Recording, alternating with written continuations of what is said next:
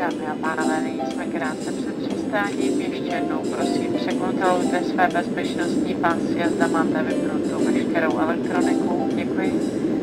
Ladies and gentlemen, as we are just about to land, please check once again your seatbelts and that all electronic devices are switched off. Thank you. This is Jindřiška Street. I'm filming at non HD levels, or it's an HD Creative Vado, because at night I've discovered it doesn't make that much of a difference, and I just wanted to have a bit of a walk and a look around, see what it's all about. Debenhams, it's like being in London. Marks and Spencer, it's like being in London even more than that. This is very London-y, this bit. So there we are. The last thing on the top of there, that's more or less in the middle of the screen right now, that's where we had the Christmas party. If you've been following, you'll have seen the inside of that thing out there and the view from through the window down here. So I don't know whether I should switch to HD or not, but in the dark it seems less of a big deal, and it takes such a long time to code it that it won't make a big difference anyway. So you can see the tower along there, the Jindřiška Tower.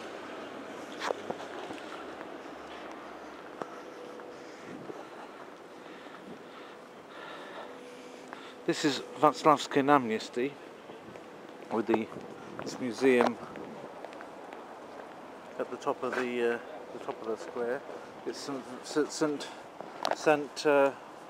that's rather endearing, isn't it? St. Wenceslas Square. Well, taxis here. We've got these various containers. International names like H&M, Turkish Airlines. They used to call themselves Havas-Yolları, but they decided that Turkish Airlines was slightly more understandable. Instead of trying to teach the world to say Havas-Yolları, they taught themselves to say Turkish Airlines. So somebody appears to have left their trousers in this telephone box. And there's only one thing you can say about that, and that is that it's amazing that they still got working telephone boxes, because I was looking for one in Warsaw the other night and I just couldn't find one. Everybody's on mobiles these days, so to see working telephone boxes in Poland is a rarity. I don't think you would see one. So these are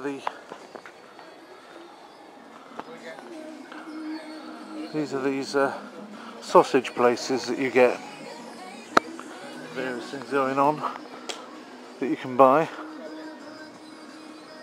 Various types of sausage and rolls, all very Germanic really, except for the sausages are better than that. Anybody's concerned about the world's water economy, the Czechs have got an answer. You can just drink beer. And there's the Becherovka. One gets used to seeing the Japanese. Buraha, which is Prague in Japanese. No idea how to pronounce this one, whether it's Kamayo or Kamao or whatever, however they call that one. It's beyond me. Maybe I don't know what it is. The guy's got his chin up, looks as though he wanted me to ask him something, but I had no inclination to do that. Change, Western Union. If you if you've got any inclinations to send things out by Western Union, a good thing to do is to check out first how much it's likely to cost, and then check if you can't get it a little bit cheaper by sending it just by post, registered post, or a mail letter with money that's got insurance to the amount of the money, because that might be in many cases available to countries where people think they should be sending Western Union, and it would be a lot cheaper to do it that way. So it always pays to shop around, basically. Last time I checked, Western Union wasn't advertising on this channel, so I can say what I like. Well, in fact, nobody is, so I can still say what I like about anything. That's the beauty of all of this.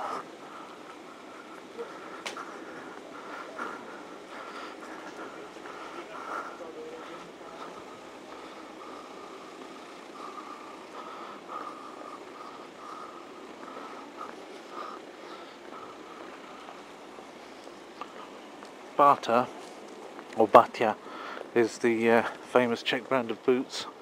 I have to get myself a pair. It'd be a terrible thing to be in the Czech Republic for so long and not get a pair of Batya boots. I don't know if that's still open. 7 floors of shoes it's got. That's the boot head office of the whole of the Czech Republic, and maybe I'll go inside there and see this amazing Imelda Marcos style store, and see if I can get myself a new pair of shoes, because I think I have been wanting one. See if I can find something in there that suits my purpose. Batya is this famous Czech guy, his surname is Batya, who made these boots, and they were so good that they got taken all over the world. I discovered that my new colleague, the company, his grandmother was one of Mr. Batya's first employees. So there's an extra connection to exploit. Maybe they'll give me a discount if I say that. Right, so here we're back out on the cobbles of Thingamajig Square, outside the Batya shop. I can tell you, these are my new boots. Da-da-da-da. My old ones were in here, Batya Home delivery of boots if you want them. If you discover that you've left your boots in a telephone box, for example, and need new ones delivered to your home, that's available from Batya Home Delivery. I'm feeling almost like getting one of those sausages. Not entirely. I might get one of those. There's mulled wine available as well, and there's these quite paprika-filled sausages. They're quite good. They're ones that are called prashka. But maybe I feel like something really spicy. You know, really spicy tonight. I really feel like going to like a Thai restaurant and getting tom kung, or what's it called? Tom ka kung, or tom yum kung, or anything with tom at the beginning and kung at the end, and really spicing up my life a bit. But whether I do that or not is another matter. To see what it's all about.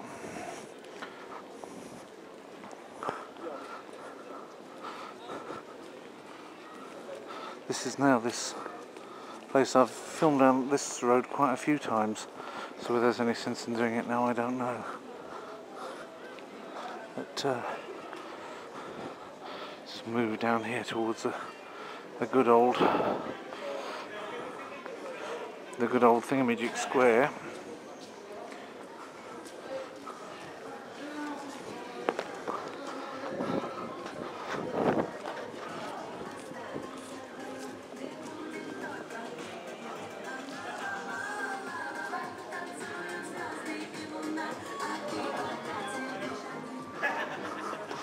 So that's Russian actually, that's playing off that public address system next to that shop. In case you didn't know. Somebody, hi, waiting to chop somebody's head off as they go into the restaurant. It's all about tourism. creaming it in off tourists. I probably look like a tourist when I'm filming.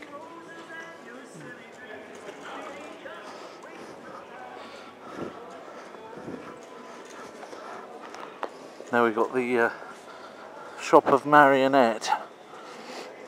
I hope she's getting on well, that Marionette, with her business there. It's in the shop of Marionette. It's got lots of different dolls in it, or puppets I should say.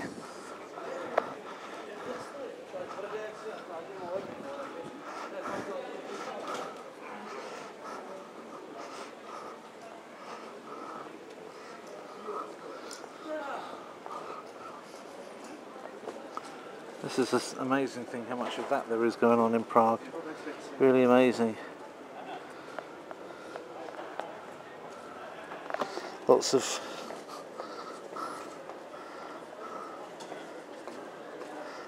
that going on. That kebab smelled fantastic. It's chicken though. Not really a major chicken eater. I like balanina ones, which is Polish for lamb. Much prefer to eat lamb ones.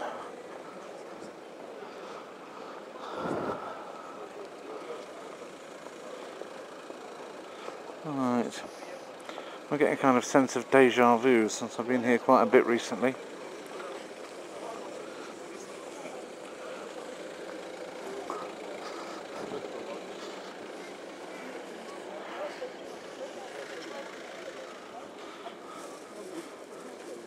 I've learned long ago that if you keep the camera rolling, things happen, and if you don't, then they don't. Well, they do, and you haven't filmed them. Oh, this for example. What are they? They look like bits of twisted up paper turned into like horns with threads coming off them, like they were kind of like stylized kind of hunting horns or something. Like they were something ethnic.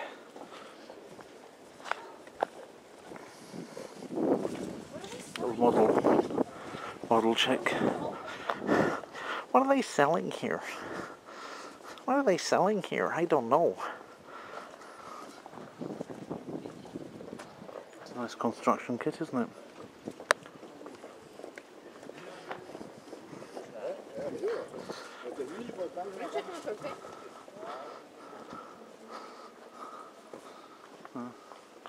Lots of these weird and wonderful things in this city. That's not bad, is it?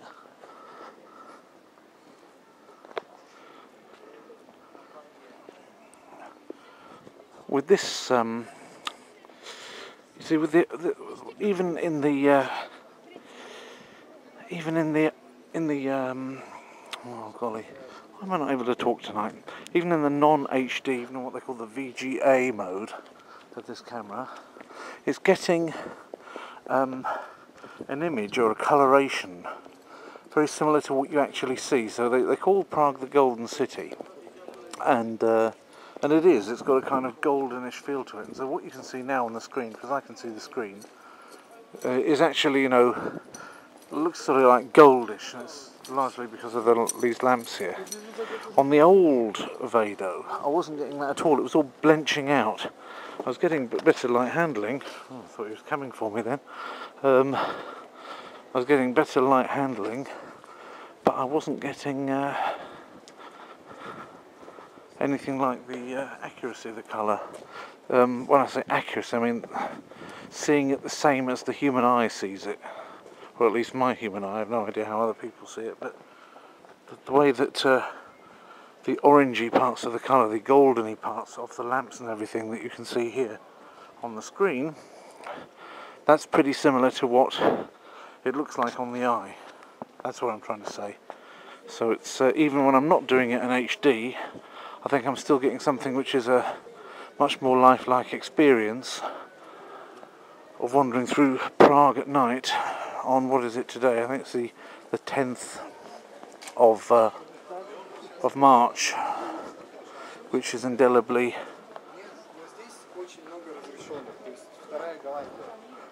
The Vtoraya Golandia. This is the second Holland, says that Russian walking along. So, what's that? Big century. Da Shie. I don't know. Big, definitely big something. Not if it's big century or big something else. So nice.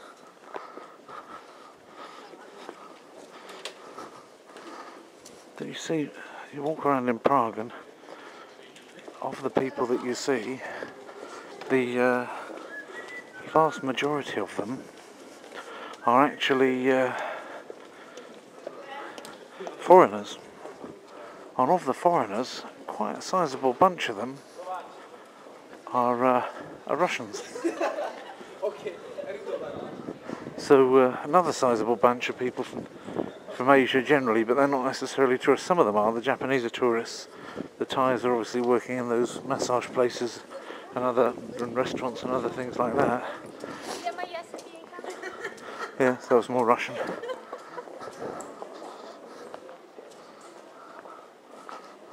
Yeah, well, that's the sort of thing that they'll sell you Prague with.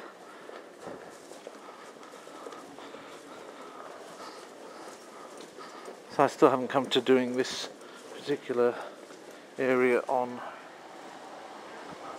Bijoux de Bohème there. I still haven't come to doing this particular area with with the whole HD business, but oh look, museum of sex machines. There we are. There's something nice. Sex machines. So I suppose when they get to the point in which they have actual robots and that, like that Japanese woman robot that gets trolled out at all the expos and things, then probably they'll have them in there as well. You might be able to even have a go on one publicly and have all your mates photograph you and put you up on YouTube.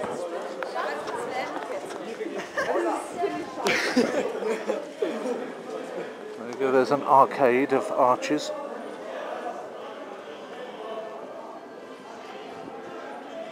One of my subscribers recently reminded me that that's the name for a set of arches. Go along one after another like that, an arcade. So there we are, the astronomical the astronomical clock of Prague.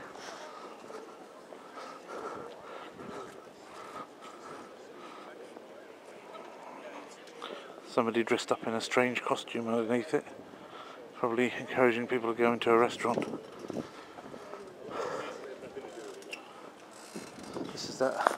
This is that amazing bicycle that's crawl. Well, that's the pub crawl people. They've got this amazing bicycle that's got you stick everybody around the table. You sit around the table and you've got drinks, and you've got people that serve you drinks in the back, or the main man serves you drinks in the back. Everybody pedals, and depending on who's pedaling most, I think, well, somebody's got a steering wheel, obviously, or the table itself is a steering wheel.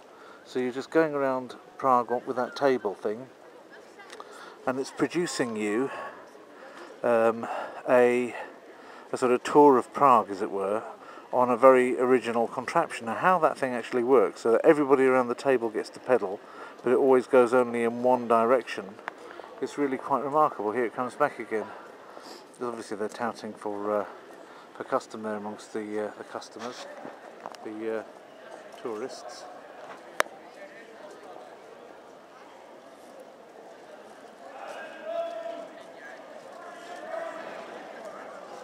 Trying to encourage these groups walking by to get on.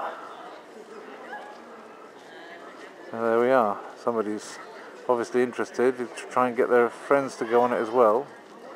Then they find out what it costs, of course, at the end.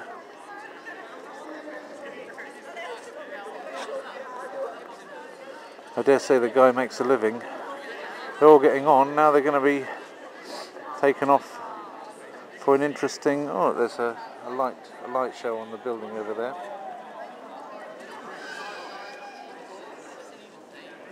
So they get taken off and given drinks and what have you if they take that tour and toured about for a bit. And at the moment, I think he's still in his sales pitch, but it's just letting them try it out. But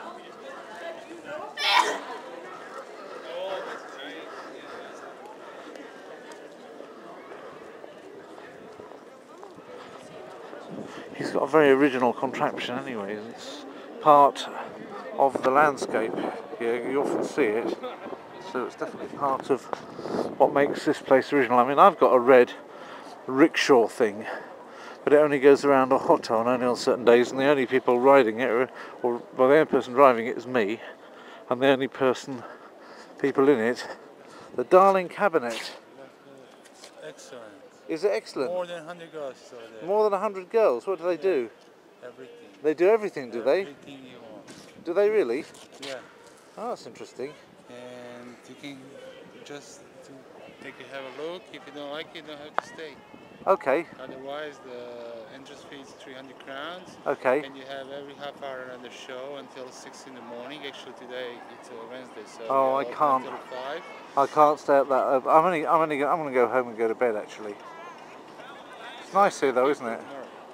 Yeah, I don't think I will come because I'll go home and, you know, I've got my nice wife at home, and so I don't need any of your ladies. But I'm sure they're very nice. Thank you. Have a nice day. Thank you. You too.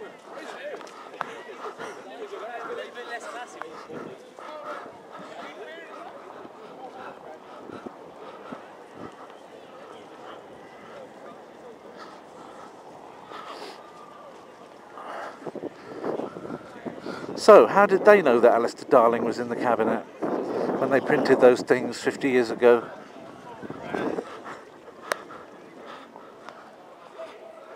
Here's Mr. Huss again, without proper labels and notices on. But I've talked about all that before, haven't I? The only difference now is the different camera lens. I wanted to go up this way, just to try out something to see if I can see where I'm supposed to be going tomorrow morning. Because tomorrow morning I'm supposed to be going somewhere slightly different. Look, he's taking them off. He's taking those girls. He's managed to sell them the tour. Good for him. And he's taken them off in that direction, sort of with hoots and screams of delight. Maybe he's taken them to his own pub. There's a possibility, eh? And these are the boys that were with those girls. Now they're having to follow on foot because there's too many of them. So he's very clever, you see, by getting those girls to go off on that thing with him. He's now got a whole bunch of people following him, like the bloody Pied Piper of Pamela, the Pied Piper of Hamelin, and he's taken them all to the Irish bar. Now, what do you think is the possibility that he might possibly, for taking them in that direction and leading them into a particular place, that he might possibly, just possibly, well, he doesn't appear to have managed to actually divert them in exactly the way that he wanted them. I am. Or Czech? No, I'm not Czech. I am English. Question, please? You have a question as long as it doesn't involve money. Yeah. You have any coins from coffee? That involves money. That involves money. That question.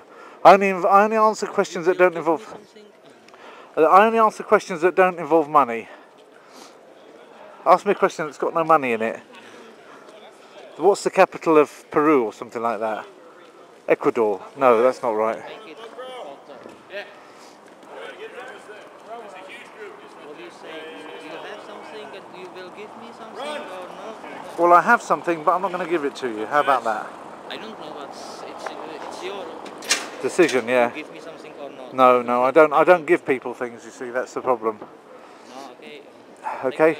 But the reason is that I earn it myself very, very hard. I have to work extremely hard, and that's why I don't give anybody anything. I expect them to work for it too.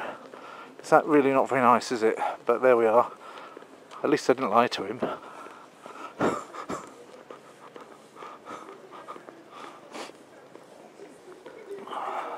I mean, I could have given them an appearance fee, I suppose, but it's too easy. I have to start giving it to everybody then. Everybody that actually gets on my films, I'd have to go and start giving them a little bit of money. So he's dancing about, you know, saying, will you give me something, will you give me something? Well, I'll give something, you know. Got 5 kids, is that not enough? People to give things to?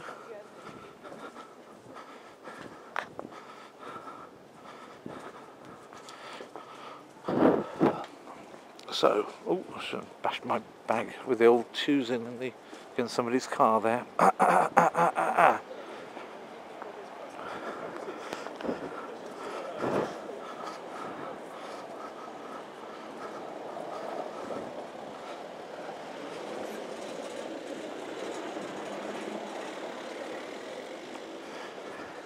So what's this one called? What's this street called? What I want to know. It's Dushny, isn't it? That's what I need. It's Dushny. That's what I'm looking for. I'm looking for the street called Dushny. This is Crazy Cow restaurant over there. It's still a little bit under 0 if I'm not mistaken, because my fingers are freezing and they wouldn't normally do that above 0. Dushny. So I need Dushny 10. Because that's where the AmCham offices are, and I'm going there tomorrow. I just don't want to be looking for them with little time to spare tomorrow. Got to be there at 9 o'clock, because AmCham are doing an interesting talk about the Schengen zone, which could be interesting, and interesting for networking as well. So that's number 4, so that means that one behind me was number 2. This is called Pizzeria Rugantina. I still haven't eaten anything this evening, so to take that in mind. This, Koba, look, it's a Pepsi restaurant. It's got the Pepsi Cola flag on it. Koba, it should say cola. They probably got it all wrong. Galbi and sushi, these are 2 things which in their opinion go nicely with Pepsi Cola. And they put the Pepsi Cola sign up there very nicely. So, and all nice. They looks quite oriental on the inside as well. I don't know whether it's an expensive one or not.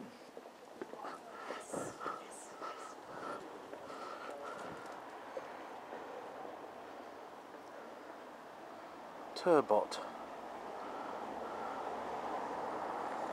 Maguro. Oh look, it's got even Japanese written on. Maguro. I mean, there is actually a kanji for Maguro, but not everybody knows it. But there is one. So, Maguro, 2 pieces of red tuna, 1 piece of sake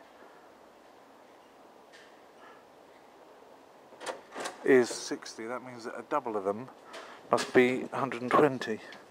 Now that's rather a lot, actually. That's rather a lot. It's like 20. That's like 20 zlotys for something which wouldn't be that much in. Anyway, where am I now? This says 0. That's Zappa bar. Maybe it's to do with Frank Zappa. So where am I? That's Kostechna. And this is number 8. So the AmCham offices must be near here. Look at that nice chair there sitting on.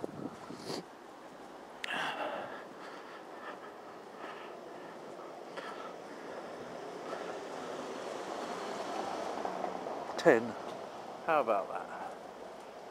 American Chamber of Commerce in the Czech Republic.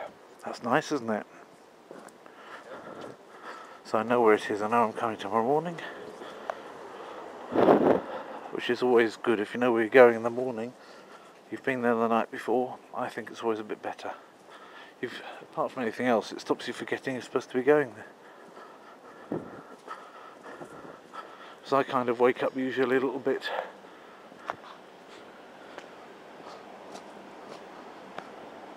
more flummoxed than I went to bed the night before. If you know if that's a word, flummoxed. Right. What is this? This looks like a memorial. Oh, I've been here. I've been here, haven't I? This is the Kafka memorial. That's that Kafka thing with him sitting on his own suit with the Spanish synagogue there. That's the Spanish synagogue. That's some church or other. That's the Spanish synagogue. And I've been here before. Yeah.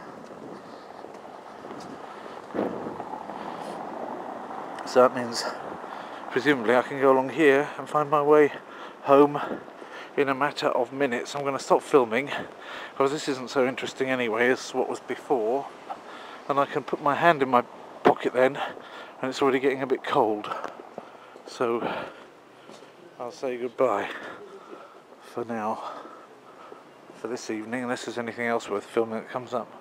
So I'm in one of my favourite restaurants in Prague, the Orange Moon restaurant, Thai, Burmese and Indian cuisines, and I've ordered the Pad Thai Kum, which is basically rice done in the Thai way with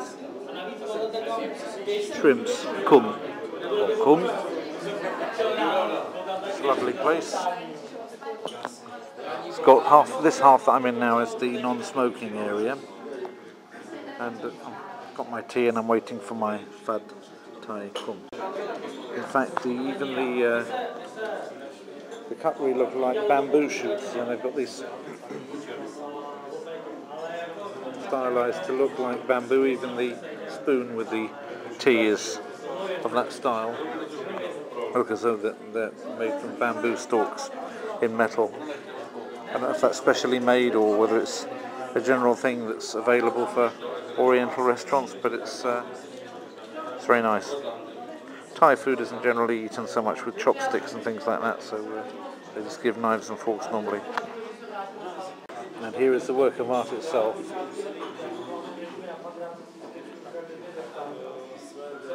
Lovely. Oi, oi, oi, oi.